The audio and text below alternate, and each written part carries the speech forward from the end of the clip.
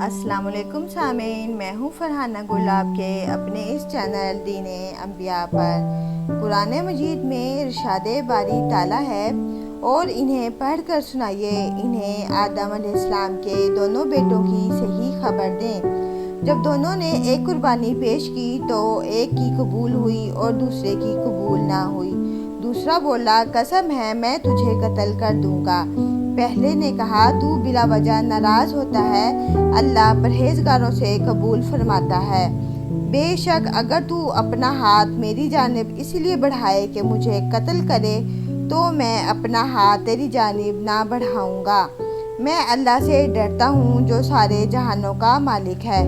میں چاہوں گا میرا اور تیرا گناہ دونوں ہی تیرے سر رہیں اور تو جہنمی ہو، اور بے انصافوں کی یہی سزا ہے۔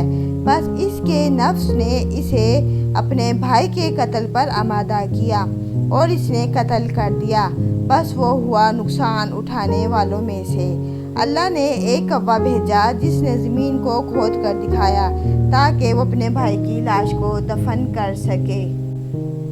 بولا، کیا خرابی ہے، میں اس کوے جیسا نہ ہو سکا، اور اپنے بھائی کی لاش کو چھپاتا وہ ہو گیا سخت پچھتانے والا۔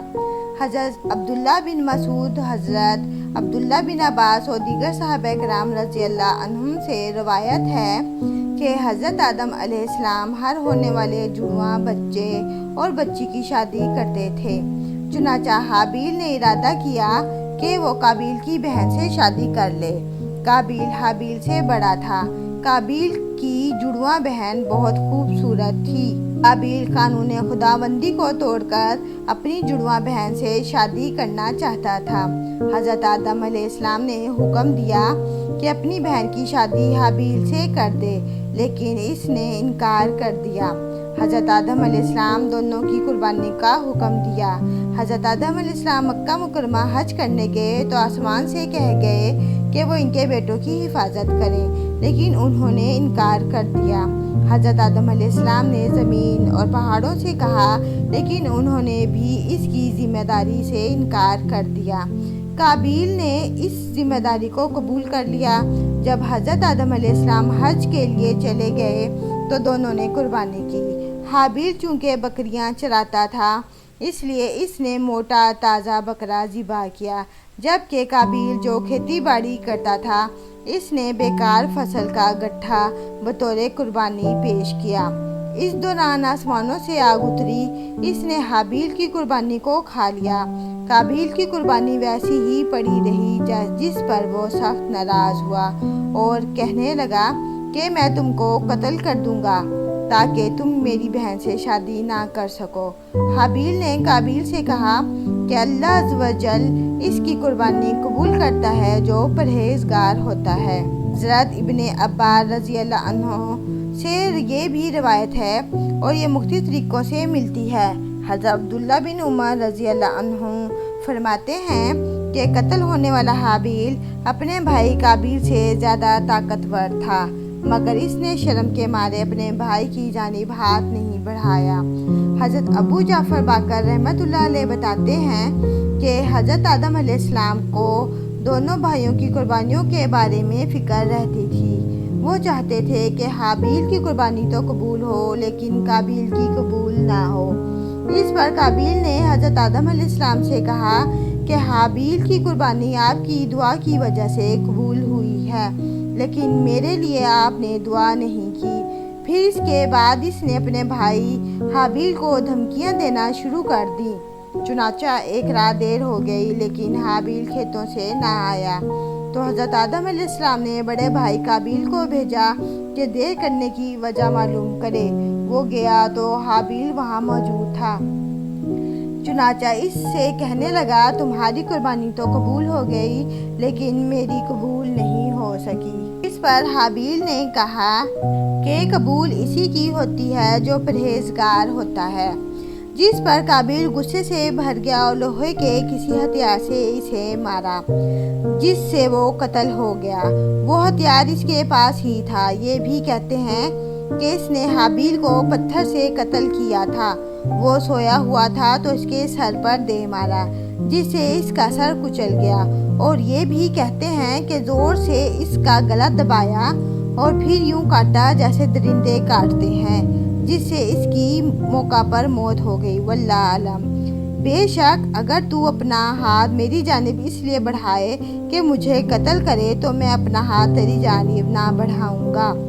قرآن کریم میں یہ قول حابیل کا ہے۔ یہ اس نے قابیل سے اس وقت کہا تھا جب اس نے اسے قتل کی دھمکی دی تھی۔ اس میں اس نے بہترین خلق کا مظاہرہ کر دیا تھا۔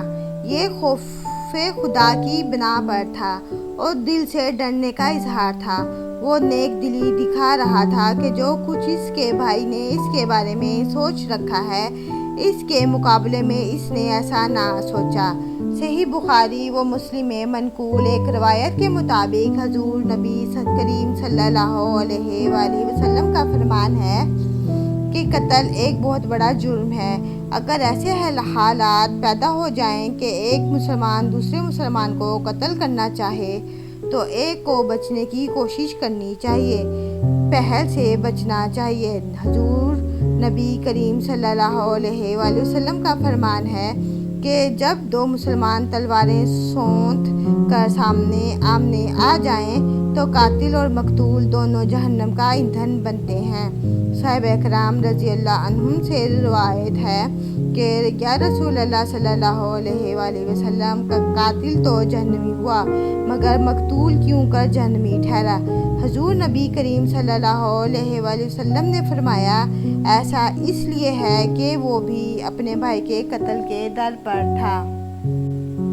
ابو داؤد، ترمذی اور مسند امام احمد میں حضرت سعد بن ابی وقاص رضی اللہ عنہ کے متعلق منقول ہے کہ انہوں نے حضرت سیدنا عثمان غنی رضی اللہ عنہ کے دور خلافت میں اٹھنے والے فتنے کے بارے میں کہا تھا کہ میں اعلان کرتا ہوں کہ حضور نبی کریم صلی اللہ علیہ وآلہ وسلم نے فرمایا ہے کہ جلد ایک فتنہ سر اٹھائے گا جس میں بیٹھا ہوا شخص کھڑے ہوئے شخص سے بہتر ہوگا، کھڑا ہوا شخص چلنے والے سے بہتر ہوگا اور پیدل چلنے والا سوار سے بہتر ہوگا۔ حضرت سعد بن ابی وقاص رضی اللہ عنہ فرماتے ہیں کہ حضور نبی کریم صلی اللہ علیہ وآلہ وسلم سے دریافت کیا گیا یا رسول اللہ صلی اللہ علیہ وآلہ وسلم اس شخص کے بارے میں کیا رائے ہے جو میرے گھر میں قتل کے ارادے سے داخل ہو؟ حضور نبی کریم صلی اللہ علیہ وآلہ وسلم نے فرمایا کہ تو پھر آدم علیہ السلام کے بیٹے کی طرح ہو جانا۔ حضرت حذیفہ بن الیمان رضی اللہ عنہ سے مروی ہے کہ حضور نبی کریم صلی اللہ علیہ وآلہ وسلم نے فرمایا کہ تم حضرت آدم علیہ السلام کے نیک بیٹے کی طرح ہو جانا۔ تو سامعین، یہ تھا حضرت آدم علیہ السلام کے بیٹے حابیل اور قابیل کا واقعہ۔ اگر آپ کو ہماری یہ معلومات پسند آتی ہیں تو چینل کو سبسکرائب کریں، لائک کریں اور بیل آئیکن کو ضرور پریس کریں تاکہ سٹوری کا ہر آنے والا نوٹیفیکیشن سب سے پہلے آپ کو مل سکے۔ اللہ ہم سب کا حامی و ناصر۔